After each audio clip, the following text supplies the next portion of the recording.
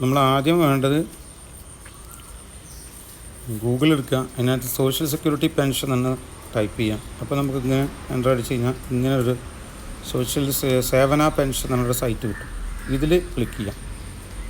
ഇതിൽ ക്ലിക്ക് ചെയ്തിട്ട് ഈ നാവിഗേറ്റ് എടുത്തിട്ട് നാവിഗേറ്റ് എന്ന് പറഞ്ഞാൽ ഇതിൽ ക്ലിക്ക് ചെയ്യാം. നാവിഗേറ്റ് നമ്മൾ ക്ലിക്ക് ചെയ്താൽ അങ്ങനെ വരും.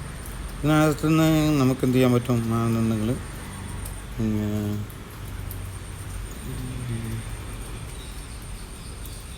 ഈ ലോഗിൻ എന്നെടുത്ത് കഴിഞ്ഞാൽ ലോഗിങ്ങിനകത്ത് കയറിയ ശേഷം പെൻഷൻ തിരച്ചിൽ എന്നുണ്ടാവും. ഈ ലോഗിൻ എടുത്താലേ കിട്ടുള്ളൂ അത് പെൻഷൻ തിരച്ചിൽ.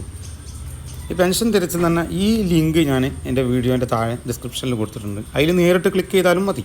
അപ്പോൾ നിങ്ങൾക്ക് എന്ത് കിട്ടും, ഇങ്ങനെ ഒരു ഈ സൈറ്റിലെത്തും.